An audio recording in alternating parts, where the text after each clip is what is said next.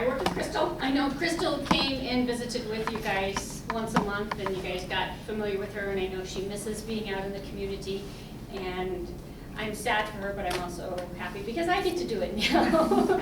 And she's sitting behind a desk being the administrator at Interim. It is National Assisted Living Facility Week, and I go and visit the assisted living facilities, and Interim also has a connection with assisted living facilities, and so I wanted to explore that a little bit with you. But before we go into that, the assisted living facilities in Casper are having some celebrations, and I thought I would bring these, and I don't know if you guys saw these in the paper or not. Mountain Plaza is having something on Thursday, September 17th, and it's a wine and cheese happy hour from 4 to 5. And Mountain Plaza is the newest facility in Casper, and it's over by Walmart on the west side. So if you want to go tour, or you just kind of want to go see what the environment's like, atmosphere, I recommend just popping in. The other one is Meadowwind is doing something from 9 to 2 on Friday, and they're having raffle prizes. So you could actually stand a chance to win a 50-inch TV, an iPad mini, or an iPod. I don't know if any of that excites you or not. I was kind of thinking this kind of was exciting for me. I wouldn't know what to do.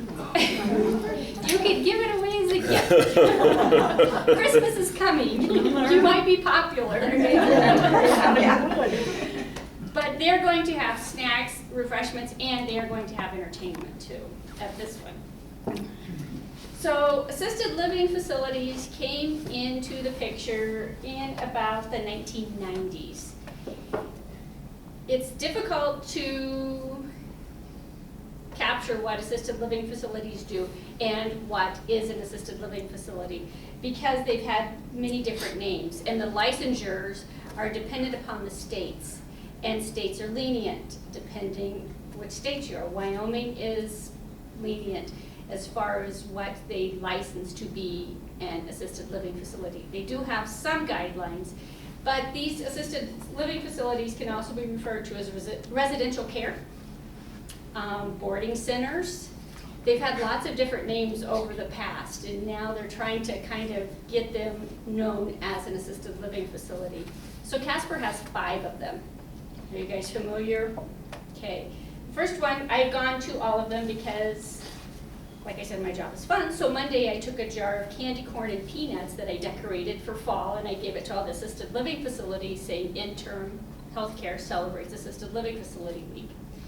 But it was fun, and so while I was there, I said, hey, give me a packet. I'm going to talk about assisted living facilities Wednesday at the Senior Center. So I'll set these over here. They were all excited to do that, and you guys can look at them. The first one is Primrose, which is up off of Beverly, and there's 2 up there. So if you're driving towards the mountain, the one on the left side is Primrose. Primrose is unique in that it does have some independent living apartments. So they have both assisted living center and independent. I know Primrose right now seems to be the most popular one, and Patty Bratton is up there, and she informed me that they have a waiting list. She said they have people that put their names on, and they wait, and then when they get something available, you know, they move up to the list. I'm trying to think. They're a little more expensive. They are, yeah. They're really good. Yeah, they probably are the most expensive one in Casper. Mountain Plaza is a little bit costly too. But Primrose is up there. Primrose does lots of activities. When I was up there, the library bus was up there on Monday, and the residents that live in that community were going out, getting on the bus, checking out books. I thought I should follow, but I didn't. So they have their newsletter in here too that Patty wanted you guys to observe. The other one is Mountain Plaza. And I said earlier, Mountain Plaza is having the little shindig on Thursday. It's the newest one in Casper, and it's over by Westside Walmart. Mountain Plaza has what's called a memory care unit, and it's unique. We have 2 facilities that do have memory care units in Casper. I've worked in nursing home for the last 8 years, so I was confused about how an assisted living facility could have a memory care unit. And the best way to describe it is it's early stage dementia, but there is a risk to be wandering off. Otherwise, you're independent with prompting and cueing.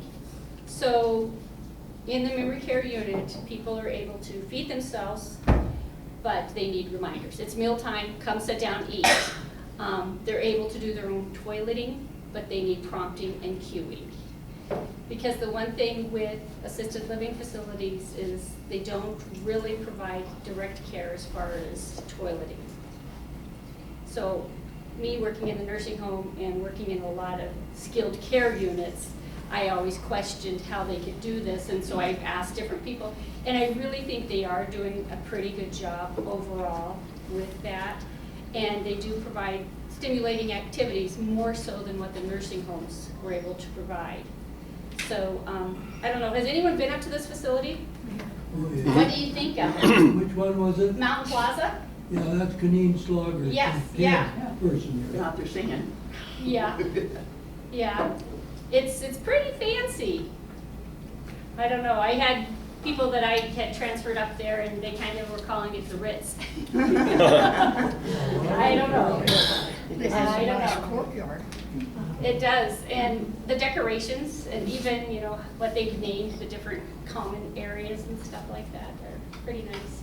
I know that most of these are owned by smaller corporations in smaller states. Like, I know that the guy that owns Mountain Plaza is from like South Dakota, and the same with Primrose is from Aberdeen, South Dakota, which I think is kind of unique because Wyoming is rural, and when it's from a rural small state like that, they kind of appreciate our customs and our traditions, and they're not doing the big full-blown marketing and overwhelming us if someone was coming from Colorado or Texas or some of the larger states. So I think it's kind of nice that we can get the owners from small states. Garden Square is on the other side across the street from Primrose. Garden Square is a nice small facility. Really The rooms nice. are a little bit smaller. Historically, Garden Square has been the cheapest facility in town. They're also owned by a small private corporation out of Oregon, Washington area. They have new management in there. They have been very receptive of my visits, stuff like that. Her name is Jill. She's the administrator there. She's a younger lady. And yeah, go up and visit. They have great food. The next two are owned by the same corporation, which I think is kind of interesting. So Park Place and Meadow Wind are owned by an Edgewood corporation. And I know their corporate offices are in North Dakota. And it's interesting. I mean, they compete, but they also work together. Because I know if one bus is down, then they can send the other bus. And they can kind of do a you know, hey, we're going to Walmart, we'll come and pick up residents from your facility too. So I think it works out nice. I think they work well together. Meadow Wind is the one that's having the event on Friday. So Meadow Wind has a memory care unit. They actually have two. They've just built a new one. I've been in this one. I personally have my mother-in-law at Meadow Wind, so I spend a lot of time at this facility. You know, she's been there a little over 3 years, and you know, I think she's doing okay. It's an adjustment. I'm not going to say that she loves it because she would disagree with me, but she's comfortable there, and it is now her home. So the last facility in town isn't right now considered an assisted living facility. This is Maurice Griffith Manor. It is classified as board and care. I know that the company or corporation that bought Shepherd of the Hills is a small one, again, from South Dakota, and they have long-range plans of trying to get Maurice Griffith Manor to be an assisted living facility. And I know they're running it a little bit more geared towards assisted living facility where they're offering a little bit more assistance to their people. There's a new gal out there, her name is Asia, and a real go-getter. She's painted furniture, she's used that chalk paint, and she's redone their salon out there. She's just really going after it, and when I told her I was coming, she was all excited because she had new folders and new prices, and they've actually, now I know you guys are not gonna believe this, but I got it straight from her, and I have a price sheet in here. They've dropped their rates out there. They were $2,500, they're down to $1,800 for their studio apartments out there. So I thought that was kind of it. Paradise Valley. Yes, that's the one, and you can, most of the rooms have a great view where you look out at the golf course or the mountains. You know, we've been out there, because we sing out there every Monday night. Well, Yes, she I've said- been in all the ones in Casper because we had a music group and we sang in all of them.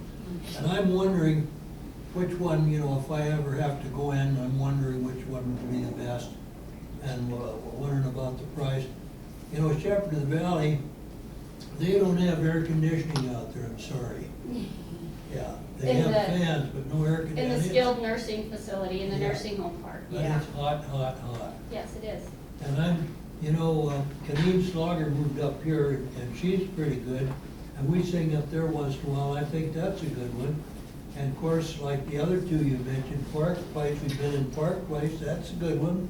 Girls have always been good, and then, and the one across from Kelly Walsh. Primrose. Oh, Garden Square. Yeah, Garden Square is pretty good. The girls in there are really nice, and they wait on you when you eat in there and everything. But I'm wondering, you know, if I'm sitting in that place, what am I gonna look at? What's the view? See, I mean, you know, I don't wanna look at four walls. And then, like you say, the price. Now, do they give veterans discounts, or do they give Well, according to what you have? know what, I'm going to discuss that a little bit here.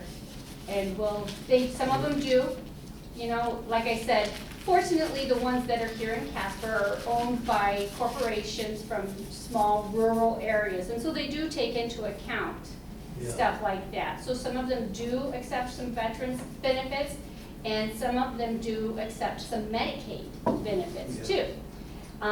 It's a process to get that stuff in place, but it's out there. And, you know, the business offices, my experience is, number one, they want residents because we have 5 facilities in Casper, so Yeah. other than Primrose, there's usually an opening. So the business office is gonna help you explore financing. There's also long-term care insurance policies that I know for a while were popular, and some people did purchase those. Yeah, yeah. And so the business office will explore those with you too, because they want you. And they are willing to do some of that legwork for you guys. I don't want them. Well, that's my next question. What do you think would prompt someone to have to go to an assisted living facility? What do you think would be the last straw, or if you've thought about this? Shepherd of the Hills. Shepherd of the Hills. What do you think would be the last thing that would happen to you to make you have to look at alternative living arrangements? Unable to drive. Unable to drive? Okay, You just basically can't take care of yourself. You okay. need just a little So bit like of- take little care of bit yourself, supervision. like, Is that Shepherd of the Well, Valley? toileting, eating, dressing, okay, showering, okay, just all the basic chores that okay, you need to do. Need just a little assistance with it. right, And right, that's another big one. So when I was doing my research to come and visit with you guys, I saw some stuff and I thought it was interesting because everybody is trying to market and they're trying to come up with creative marketing things. And some of the things that I saw, and I thought they were pretty pertinent. One of them says you need help to achieve independence. And I thought, that's great, because when we leave our homes or we're not driving, we're losing independence, right? And I thought, hey, that's pretty good. They hit the nail on the head there. One of the things that didn't get brought up that assisted living facilities can do is they can coordinate your services of outside health care. So if you live in one of these facilities, they can schedule your appointments for you, for your doctor. So they're gonna provide you the transportation, they can take care of your medication, and they can schedule those appointments and follow up and let the doctors know. A lot of times when you go home from doctor's visits, you know, they'll say, see you in a week, or, you know, someone's gonna contact you or whatever, but you're gonna go, if you're in an assisted living facility, you're gonna go, and that nurse, which all of them do have nurses for a certain period of the day, not overnight in most cases, but all of them do have nurses. They do have them available 24 hours a day by phone, but nursing staff do not usually work at night in assisted living facilities. I know that in the memory care, they do have nurses. So, And where? the memory care units, so Oh, at Mountain yeah, Plaza sure. and Meadowwind, they have nurses 24/7. That's why I say, to me, it's kind of confusing. And this Yeah. goes along with our part that it's a new concept, and our state really hasn't been able to jump on and capture what all is available to meet the needs of people.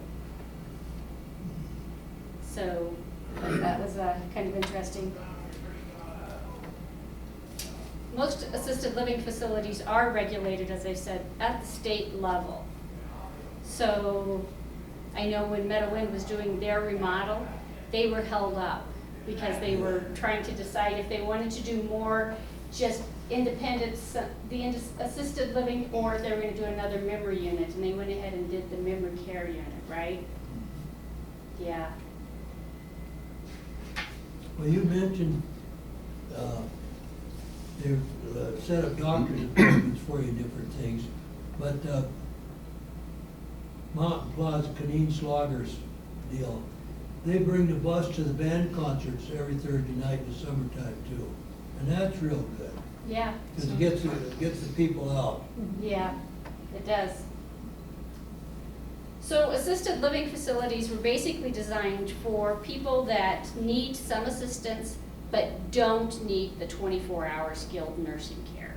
So that's why they created this little niche of people, so that people can be, most of them have apartments or studios. So they may have, the studios are smaller, so there's usually a bed and maybe a place for like a seating area and their own private bathrooms.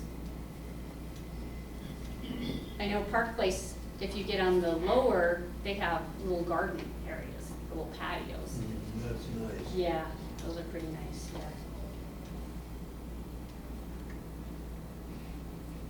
So it says the typical resident usually needs assistance with one activity of daily living. So if you feel like you are getting to a place where you want to go to an assisted living facility, a nurse will come and do an assessment of what you're doing. And she'll kind of say, yeah, and if you have the long-term care insurance policies, there are requirements in order to get those to work, in the fact that you have to have a need. What are the requirements, some of them? Some of them are you need help with your activities of daily living. So that includes your bathing, medication management, dressing, meal preparation, and housekeeping. So, and it's subjective. So who comes to visit you, you know, may feel that you need more assistance than what you feel, or they may not feel you need the assistance. So it's subjective with that. And is that at an extra cost? So that's interesting. If you get the chance, you should come and look at these, because what I say, assisted living facilities are a la carte. So when you go to a restaurant and you get the menu and it doesn't say that your salad is included or your soup's included or whatever, you order everything individually, and that's how most assisted living facilities operate. So there is an additional charge if you get assistance bathing. There's an additional charge if they help you with your medications. So there are, and that's what, you know, they may say to you, $2,500 special move-in rate, and you're thinking, yay. And then once you get in there, they're like, well, do you need this and this and this? And so then it's adding up. Good question. Yeah. Does Interim offer any kind of advisement or consulting? If someone says, "Gee, I don't know where to start," or "I don't know which facility would be appropriate in our situation," do you folks help them walk through that? Yeah, I actually have been in the home of a client right now, and, you know, my staff has been in there, and he's getting ready to come off our services, because with Interim, we can come in, and Medicare typically pays because you need some help. And he has reached his maximum time, so we're getting ready to pull out, and so the occupational therapist and a nurse have said, hey, come talk to him, see if he's interested in getting some private pay so he can stay at his home. So I've gone in, I visited with this gentleman. He just sees dollar signs when he sees me, which is unfortunate because that's not what I'm about. But finally, my last visit, his daughter was there, and I said to her, I said, truly, you need to go look at assisted living facilities, because my staff is saying they don't feel he's comfortable. They don't feel comfortable leaving him in his home, unsupervised 24/7. We can't convince him to get somebody to come in here and help him, at least for a few hours a day. And I said to go visit the assisted living facility. So I did write down, these are my own personal thoughts, and keep in mind, I'm coming from nursing home experience, right? So my recommendations are, and this is not Interim, but this is Diana's, go visit the assisted living facility unscheduled. Don't schedule an appointment. And I would say do the same thing if you're looking at a nursing home, because you want to see how you're greeted. You want to see how knowledgeable people are. You know, say, hey, I want a tour. And if they can't provide that to you, then you need to go with your gut instinct, because chances are, I was a social worker at the facility and I wasn't the tour person, but they train people to do that. And if they don't want to do it, they'll say, you know, can I get your number? And I'll have our marketing person call you. And so you know, how were you received during that visit, right? Everybody knows, because if they're not happy to see you, if they're not eager to see you, and if you go in unexpected, you may see something that you would have never seen if you had scheduled that visit. And you have to talk to the people that are there and ask them how they like it, Yeah. how they're treated. Yep. That's what I do, Yeah. yeah. So after you've done your unscheduled visit, I would say schedule a visit. And at this point, if you're looking at the facility for a loved one or something like that, take them along. Ask to eat a meal during this scheduled visit. And that way you're sitting at the table with people that live in that community, and you're hearing the conversations that are going on around you. And you're eating the food, so you get an idea of what's going on there. The next thing, if they're receptive to the idea, have them participate in an activity. They have activities going on. I know a lot of them have a happy hour. Yeah. And they do have non-alcoholic beverages during those happy hours as well. So, you know, if you're feeling comfortable, you can just kind of ease That's into up it. at Primrose. They have happy hour up there. Upstairs, yeah. They have a bar. Everybody's got their bottle behind the bar if they want it. Right? Yeah, that's right. Yeah. I don't know about the rest of them, but. So the other thing I would suggest to do is visit with your physician. Let your physician know what your thoughts are, what you're thinking. If you're having some anxiety over a certain task that you have to do in your home, talk to your physician. So, that's my other thought on that one. The one thing I do want to say, as far as Interim, lately, and this wasn't my idea, I don't know if it was Crystal's idea or somebody else's idea, people get into the assisted living facility and they get comfortable and they like it. And assisted living facilities do have guidelines where you may no longer qualify to be in the facility anymore. You may need more help than what they can provide. You may have some wandering behaviors, other things may be going on. Assisted living facilities and the families that are there have contacted Interim, and we have been able to go in and provide some one-on-one companionship or one-on-one CNAs, and they're able to stay in the assisted living facility. So what we have seen a lot of is the sundowning, which is with Alzheimer's, and most of these people are in the memory care units. So from like the hours 4 to 10, we send someone in, and they sit with this person, they walk with this person, they go outside, they organize the drawers in the room, they eat a meal with this person, and it alleviates the burden of the staff of having to deal with the sundowning behaviors, because some of them do increase and some of them are more significant than others.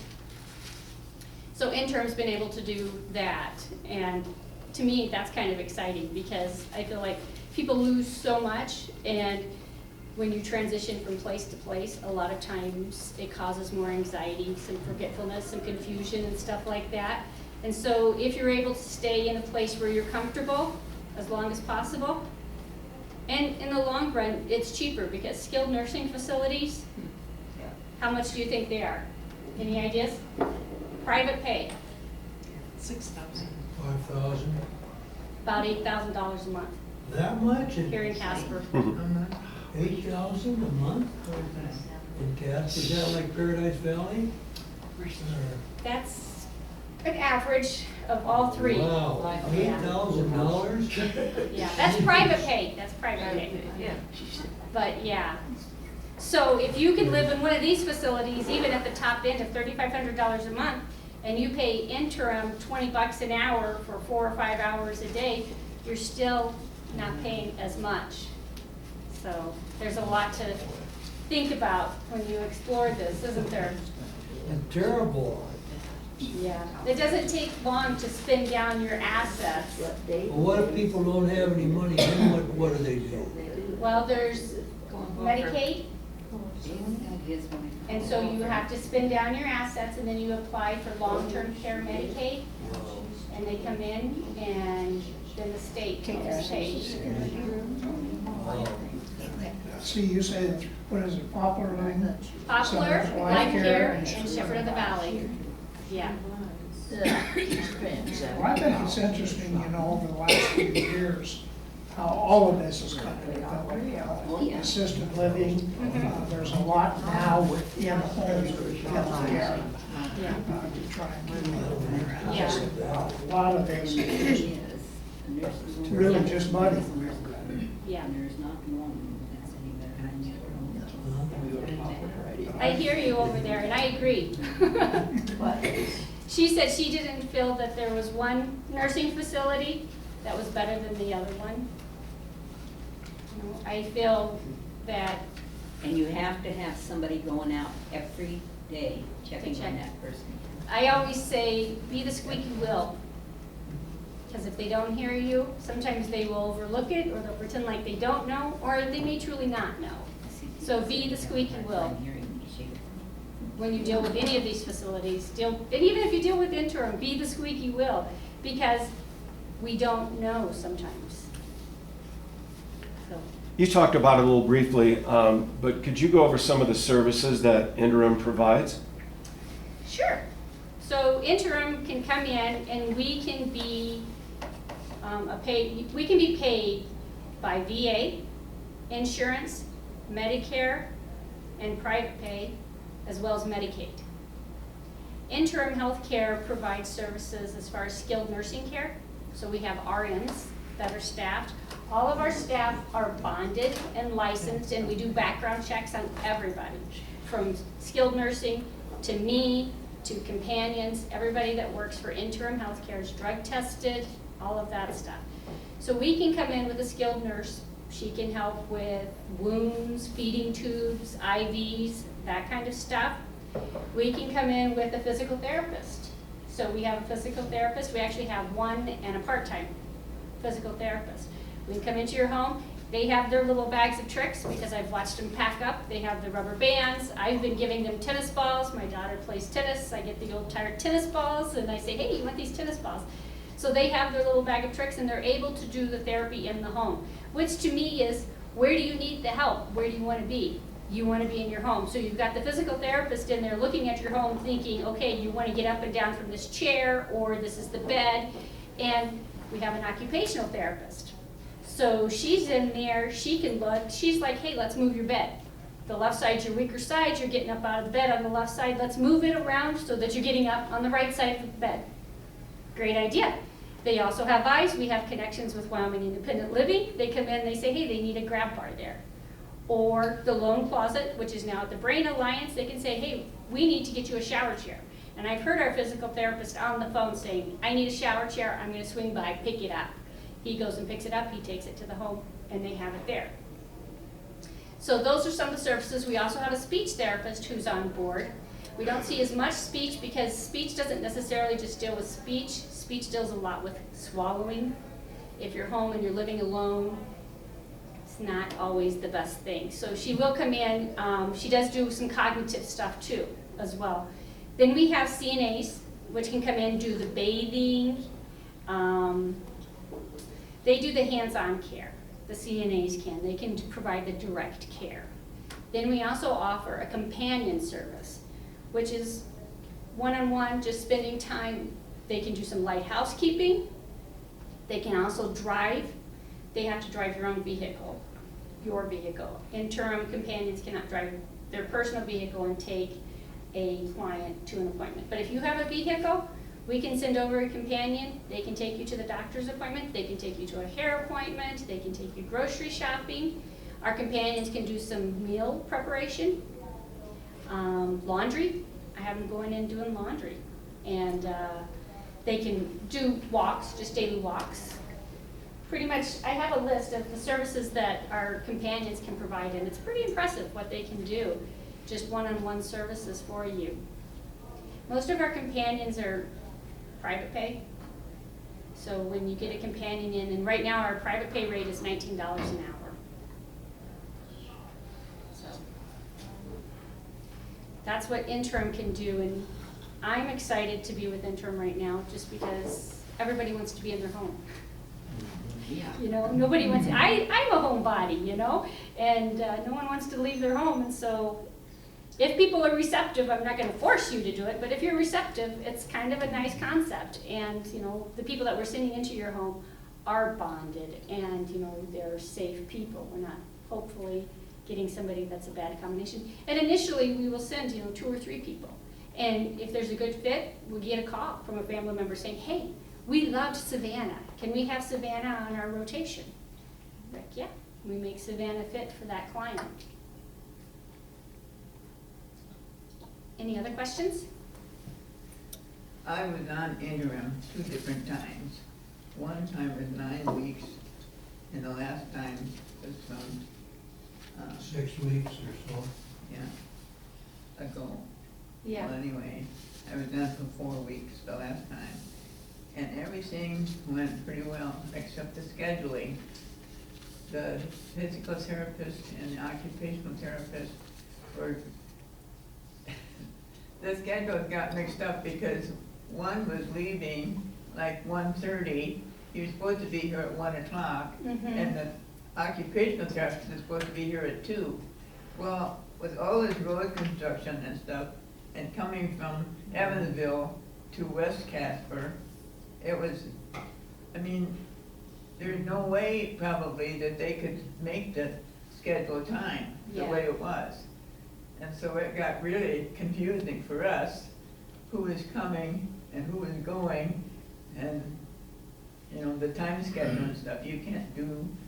Well, they changed a lot of the appointments too, and that's one thing that I didn't like because, you know, they did a good job when they were there, but I thought maybe they were overworked, they're running. Yeah. Well, you know, we are always looking for But staff. they did a good job when they were And we there. are always overworked. Yeah, they did a good job. And we are always looking for staff. And, you know, it's a process to find the staff that fits, because like you said, the commute time has to be taken into account. And even for our aides and companions, for them to understand, I feel Casper's gotten more congested. I feel like there's a lot more traffic out on the streets, and you know, it's hard for me to even account for the 10 or 15 minutes that it didn't used to take for me to get from point A to point B. Right. But yeah, those are valid concerns, and Yeah. Crystal being in this position and being a social worker, you know, she's aware of that stuff and she's making changes. I can tell you that this morning at our stand-up meeting, She wanted the exact time from the nurses and the therapist of when they were gonna be in homes. She's like, no more of this, you're just telling me you're gonna see them on this day. She goes, what time are you going to be there? And they got the streets mixed up like Kingsbury and Kingsborough. Everybody gets that, the plumbers and everybody gets that And mixed the up. time is thrown off. Yeah. Yeah. And there's some people that don't understand the way things work. I knew a lady, I don't know her name, but I knew a lady that her daughters took her out to dinner That's okay. one night. And Interim called and she wasn't home, and so they took her off. Interim. Yeah. People need to know what the, So if Medicare's paying and Interim is in your home providing care, you have to be considered homebound, which means it's a significant, difficult task for you to leave the home. And that's why home health is coming into your home, because it is difficult for you to leave the home to go out to therapy or out to a doctor's appointment or out to see the nurse. So if we're in providing your care and you're going out to eat or you're going to the movies or something like that, then Medicare wants us to be able to justify why we're there. Because if this person is active in the community, then we don't need to be in that home according to Medicare. So there are guidelines. There is some leniency. I mean, church activities, they, you know, yeah. Beauty parlor. beauty parlors, which I'm thankful for. There are those exceptions that, you know, you can be considered homebound, but you can still go do a few limited activities, like a reunion, a special event, a wedding, something like that. But Yeah, if you're I just, had to remind him a number of times he wanted to do something or go somewhere. I said, no, I'm homebound. If I leave, you know. yeah, that's right. Yeah, it's kind of a catch-22, because we get you strong enough, but you can't leave yet until we're done with you. Yeah. Yeah, yeah. All right, I think I'm done. All right. Have you ever, you ever get the same,